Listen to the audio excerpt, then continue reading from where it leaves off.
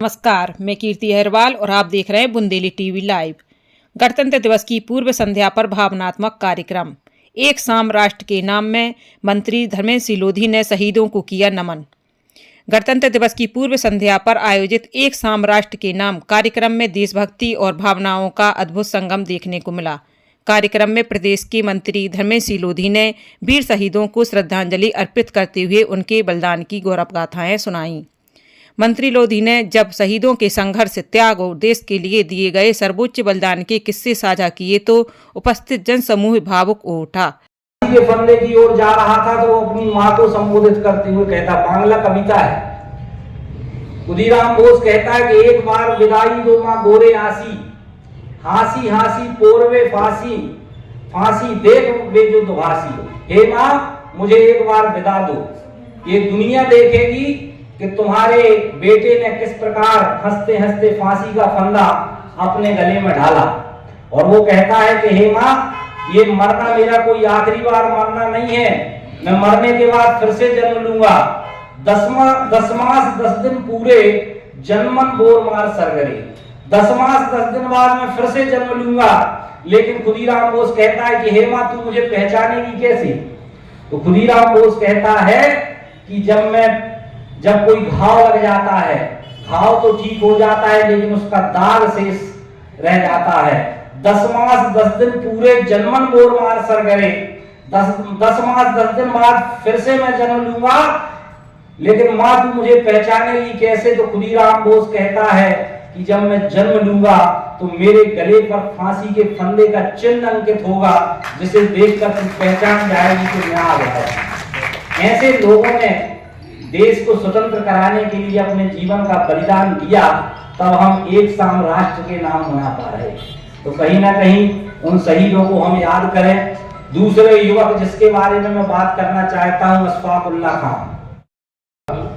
4 लोग गिरफ्तार हुए, ठाकुर रोशन सिंह, राजेंद्र लाहिड़ी, राम प्रसाद बिस्मिल, अशफाक उल्लाह खान 23 साल की उम्र थी, जेल में बंद थे। 3 हिंदू 1 मुसलमान। साथियों, वहां का हवलदार मुसलमान था। उसने सोचा कहां इस अशफाक ने काफिरों के चक्कर में आकर अपनी जिंदगी बर्बाद कर ली, मेरा हम मजहब भाई है, इसको बचाना चाहिए।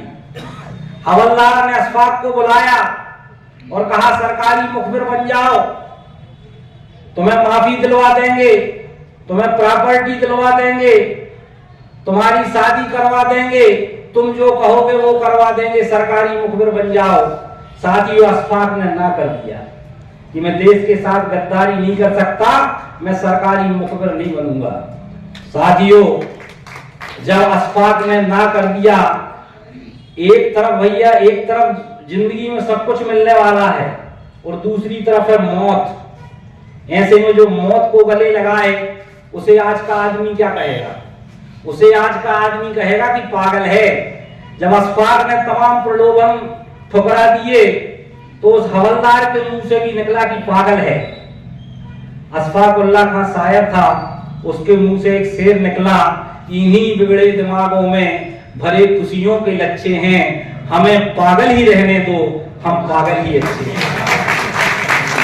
ऐसे लोगों ने इस देश की आजादी के लिए काम किया, तब हम इस देश की आजाद हवा में सांस ले पा रहे हैं। तीसरा युवक जिस भविष्य के लिए देश के लिए जीने का भी संकल्प लें। हम क्यों याद करें? क्योंकि कहा गया है कि पूजे न गए शहीद, पूजे न गए शहीद, तो यह मंत्र कहां से आएगा? तोपों के मुंह से आकर छाती कौन अड़ाएगा? चूमेगा फंदे कौन, गोलियां कौन वक्ष पे खाएगा? अपने हाथों अपने मस्तक फिर आगे कौन बढ़ाएगा?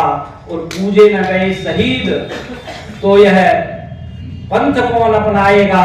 धरती को मां कहकर माटी माथे से कौन लगाएगा?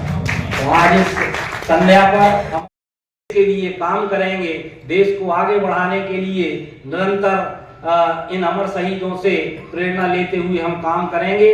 इतनी ही बात मैं आप सबके बीच कहना